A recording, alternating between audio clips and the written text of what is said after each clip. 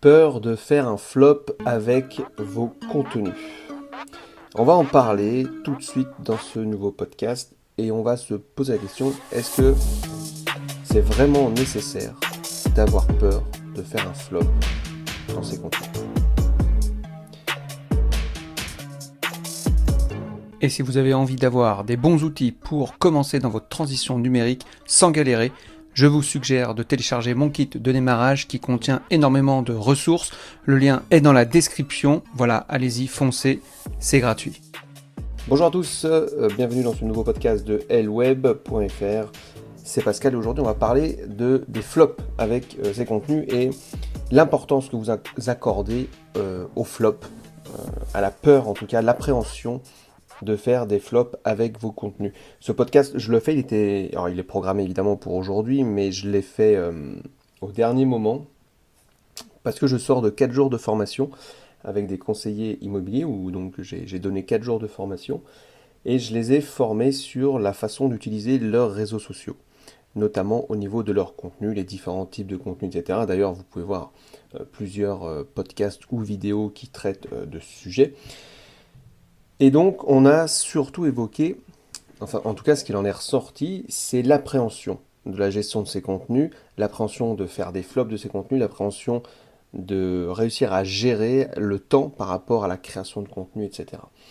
Et dans ce podcast, on va surtout répondre au fait d'appréhender, de faire un flop avec les contenus, c'est-à-dire de faire des contenus, mais avec zéro partage, zéro like, etc. Et c'est ce qui empêche pas mal, en fait, d'entrepreneurs ou d'indépendants, peu importe, qui commencent à publier des contenus, c'est vraiment le fait de faire un flop. Ça les empêche vraiment de passer à l'action. Alors c'est peut-être votre cas d'ailleurs, vous n'osez pas vous lancer parce que vous vous dites que ça ne va pas générer beaucoup d'engagement et quelque part vous allez avoir un petit peu honte, ok? Et ça va peut-être vous empêcher de cliquer sur le bouton publier. Ok, vous allez peut-être le laisser en brouillon, vous allez dire attention j'en ai fait un, ça n'a pas marché, j'arrête. Alors, je vais être vraiment franc avec vous, hein. C'est rare qu'un premier post devienne viral. Il va falloir souvent publier plusieurs fois avant de réussir à récolter des likes et des commentaires. Alors, bien évidemment, il y a une stratégie à mettre en place. J'aborderai pas ça dans ce podcast. On le voit également en formation, précisément, justement, avec des plans d'action à mettre en place. Et je donne également pas mal de conseils sur l'ensemble des vidéos que vous pouvez trouver sur ma chaîne. Mais ce que je veux dire, c'est que le like ou le commentaire ou le partage, c'est simplement la petite marche qu'on croit haute quand on commence à créer du contenu, mais qui en fait n'est simplement qu'un passage obligé. Ok. Et j'ai envie de vous dire, de vous poser cette question, de quoi avez-vous peur en fait? Qu'est-ce que ça peut faire d'avoir zéro like sur vos premières publications ou zéro commentaire? Moi, lorsque j'ai commencé à publier mes vidéos sur YouTube, je faisais zéro vue. Et il y a certaines vidéos qui marchent pas du tout, certaines vidéos au podcast, qui marchent pas du tout. Au départ, j'avais fait un petit challenge de 52 vidéos, donc c'était juste une vidéo par semaine. Au départ, ça galérait à démarrer. J'avais relancé la chaîne que j'avais laissée à l'abandon. J'ai dit, allez, il faut que je redémarre avec mes 50 vidéos. Au départ, c'était pas terrible. Et il y a certains moments, c'est pas terrible du tout d'ailleurs. Quand on voit l'ensemble pour l'instant de ma chaîne, on peut pas dire que ce soit un truc de fou. Mais je continue à publier parce que je sais que ça va payer à un moment donné. Il faut avoir une sorte d'état d'esprit par rapport à la publication de contenu. Il faut penser d'abord régularité avant de penser partage, like, etc. Si vous pensez régularité, à ce moment-là, ça va décoller tout seul. C'est pareil, lorsque j'ai fait mon petit challenge de 30 podcasts, donc en 30 jours, ça a décollé au fur et à mesure. Il y a certains podcasts qui ont plutôt bien marché, d'autres un peu moins, ça dépend des sujets évidemment. Mais en fait, le fait de se mettre à l'action, de passer à l'action, ça a annihilé cette peur du flop. En fait, la clé pour réussir en création de contenu, c'est de ne pas laisser la place à l'ego. Il faut bien comprendre que ce n'est pas parce que vous n'avez aucun commentaire sur un post que vous n'êtes pas quelqu'un d'intéressant. Ça ne veut pas non plus dire que ce dont vous parlez dans votre publication n'a aucun intérêt. Ce n'est pas le nombre de likes, votre nombre de likes ou de commentaires, qui vous donne une notion de ça c'est bien, ça c'est pas bien. Vous êtes bon, vous n'êtes pas bon. Et inconsciemment, c'est ce que pensent la plupart des gens. Et même beaucoup trop de gens. Et en réalité, en fait, sur des réseaux par exemple comme LinkedIn, il faut savoir que les posts qui apportent le plus de valeur ne sont pas les plus favorisés par l'algorithme. Et quand on regarde les créateurs de contenu qui ont une grosse audience, on oublie souvent qu'ils ont traversé des périodes, évidemment, où ils postaient sans avoir engagement. Et ça vaut pour n'importe qui, que ce soit des experts sur LinkedIn, ça vaut pour les influenceurs sur Instagram, pour les youtubeurs, etc. Les tiktokers aussi, j'imagine, je ne connais pas trop ce réseau-là, mais il ne faut pas publier en pensant uniquement au retour potentiel que vous allez obtenir. La meilleure chose, c'est de publier en suivant la bonne méthode et en prenant du plaisir. Et après, l'engagement, il va arriver, vous verrez. Moi, ma chaîne YouTube, je l'ai créée non pas pour avoir des millions de vues, je l'ai créée pour avoir un support vidéo pour mes apprenants. Moi, ce qui me fait vivre, c'est pas ma chaîne YouTube, ce qui me fait vivre, c'est les formations que je vends, que ce soit en présentiel ou en ligne. Et l'avantage, c'est que, à force de faire des vidéos régulièrement sur ma chaîne YouTube, tous mes apprenants, lorsqu'on finit par exemple les formations en présentiel, ils ont accès évidemment à tous les supports. Ça fait une sorte de matière qu'ils peuvent regarder, puiser des infos à droite, à gauche, dans tout ce qu'on leur dit, rappeler un petit peu ce qu'ils ont vu en formation, pour éviter tout ce qui est courbe de l'oubli, etc. Ma chaîne YouTube, elle est surtout là pour ça.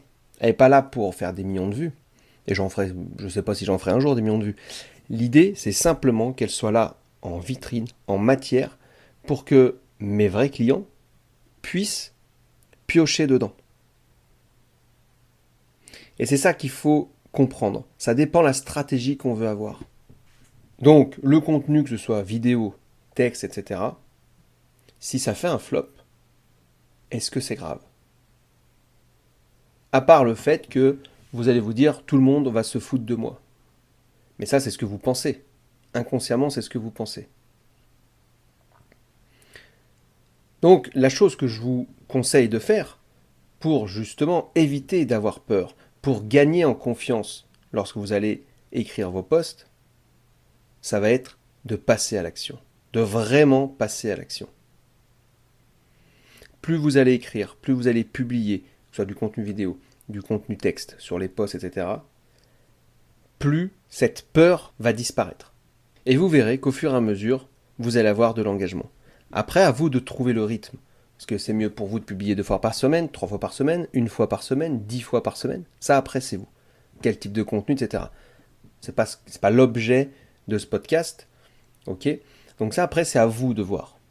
C'est à vous de voir quelle régularité vous allez pouvoir utiliser. Est-ce que je préfère manger 1 pomme tous les jours ou 7 pommes en un jour? C'est quoi le plus efficace? Posez-vous cette question. Ce n'est pas forcément le contenu qui va vous faire vivre. Le contenu, il va vous permettre de vous faire connaître. Il va vous permettre d'engager des conversations. Il va vous permettre d'avoir une sorte de vitrine, une sorte de matière à montrer à vos futurs clients. À montrer que vous êtes actif. À montrer votre expertise. À montrer tout ça. Peu importe qu'il soit partagé, qu'il y ait des commentaires ou pas. À partir du moment où vous avez créé cette matière, un jour ou l'autre, vous pourrez l'utiliser. J'ai une vidéo qui fait plus de 10 000 vues, je vais être à 12 ou 13 000 au moment où je tourne le podcast, où j'enregistre le podcast, sur le cahier des charges. J'aurais jamais cru que cette vidéo allait marcher comme ça à ce point-là. Ça dépend. Et pourtant, j'ai fait des fois des vidéos qui me paraissent moi encore plus intéressantes, qui marchent moins bien. Mais c'est pas grave, parce que je sais qu'à un moment donné, il y a mes vrais clients, mes apprenants, ceux qui ont acheté mes formations, ils pourront aller la voir cette vidéo. Je pourrais aller les diriger vers cette vidéo pour leur dire, regarde, va dans cette vidéo, il y a pas mal de pépites. Et ça vous fait un énorme support. Ou va sur ce post, il y a pas mal de pépites. Va sur ça, j'en parle, etc. Va sur le post que j'ai fait sur LinkedIn, va sur le post que j'ai fait sur Facebook, etc. Donc, la peur du flop du contenu, C'est un mythe. Il faut l'enlever de votre tête. Et c'est vrai que dans la formation que j'ai fait, que j'ai donnée notamment aux conseillers immobiliers, l'idée c'est de réussir à créer de la viralité justement, à créer de l'engagement. Donc on a vu une méthode qu'ils sont en train d'appliquer pas à pas évidemment. Je suis là pour les suivre, puisque dans toutes les formations que je propose, je favorise une dynamique ludique et participative. Je permets aussi aux participants de transposer leur apprentissage. Et tout ça, ça permet de prendre aux apprenants un certain engagement. Et on organise des séances de feedback, etc. en groupe. Parce que c'est ce qui va les remotiver. Et c'est ce qui va empêcher la peur de s'installer. C'est ce qui va permettre de vous rassurer sur la création de votre contenu. Par contre, il faut passer à l'action. Ah, comment tu fais, Pascal, pour faire des challenges, pour créer ton contenu, etc., machin. Ah ouais, mais c'est simple, je passe à l'action. Je teste, je regarde. Alors c'est sûr, il faut bien comprendre que de passer à l'action, ça implique une sorte de peur, de dose de peur. Si vous passez à l'action pour faire des nouvelles choses et en cohérence avec votre ambition, votre motivation, forcément il y a une dose de peur. Et la confiance, en fait, elle va venir comment ? La confiance, elle va venir en passant à l'action. En faisant. À partir du moment où vous avez décidé de quelque chose, dites, ok, j'ai décidé de créer du contenu, et bien la prochaine étape, c'est de faire le contenu. C'est comme ça qu'on passe à l'action. J'ai décidé de faire un régime, ok, bah tu le commences quand alors ? J'attends le 1er janvier. Non. Ok, t'as décidé, mais tu n'as pas fait. Et si vous ne passez pas à l'action, c'est qu'à un moment donné, vous êtes peut-être plus de confort à rester sur place plutôt que vraiment passer à l'action. Voilà ce que j'avais à vous dire sur les contenus, sur la peur de faire des flops avec les contenus. Moi, des flops, j'en fais régulièrement, je m'en fous totalement, parce que je sais qu'à un moment donné, le contenu que je fais, il va servir à quelqu'un d'autre. Et mon ego, il n'a pas besoin de se nourrir du nombre de likes, du nombre de vues, etc. Et peu importe ce qu'on dit, oh, regarde ta chaîne, machin. Bah oui, la dernière fois, il y a quelqu'un qui m'a dit, mais regarde ta chaîne, elle date de 2015 et t'as à peine ça comme vue. Oui, mais 2015, j'ai rien fait entre 2015 et 2019. J'ai rien publié. Les seules vidéos que j'avais à publier, c'était des vidéos support qui étaient uniquement privées avec mot de passe pour tous mes apprenants. C'est pour ça que j'avais créé ma chaîne YouTube à la base. Donc le gars, il n'a même pas regardé. Il critique 2015, bah ouais, mais j'ai commencé à réellement poster en 2019. Même, ouais, 2019-2020. Je m'en fous, il m'a dit, ça va, pas de problème. Ça me passe au-dessus. Si je m'étais arrêté à ça, à cette moquerie, j'aurais pas fait de contenu. J'aurais arrêté, j'aurais dit, oh. Mais je sais que ça sert, je sais que ce que je fais, ça a un sens. Alors voilà, c'est tout. Les publications que je mets sur LinkedIn, elles deviennent de plus en plus, on va dire, virales, je ne sais pas si c'est le terme, mais j'ai de plus en plus de vues en tout cas. Je le vois, je peux le mesurer. Parce que j'applique la méthode que je préconise en formation. Il y a des posts qui vont bien marcher, il y en a d'autres qui vont un petit peu moins marcher, et je commence à savoir lesquels. Et on ne sait pas pourquoi, des fois, un post qui n'a pas marché avant, le même type de post, il va marcher 15 jours après.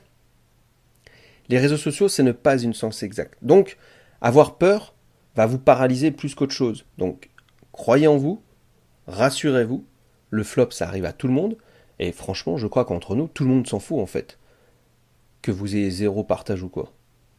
Il suffit qu'il y ait une personne qui trouve votre post intéressant et que vous allez aider grâce à votre post, à votre publication, à votre vidéo, à tout ce que vous voulez, et bien c'est déjà ça de gagner. Je compte plus le nombre de fois en fait où mes apprenants, donc mes stagiaires, etc., m'ont dit « Ah c'est cool, parce qu'on a... » Enfin, le fait que tu aies fait des vidéos, ça nous permet aussi de continuer à apprendre en fait. Et ben moi je suis content quand j'entends ça. Parce que la chaîne YouTube elle est faite pour ça. Donc revoyez votre stratégie. Qu'est-ce que vous voulez réellement lorsque vous publiez du contenu ? Est-ce que c'est pour aider les gens ? Est-ce que c'est pour être célèbre ?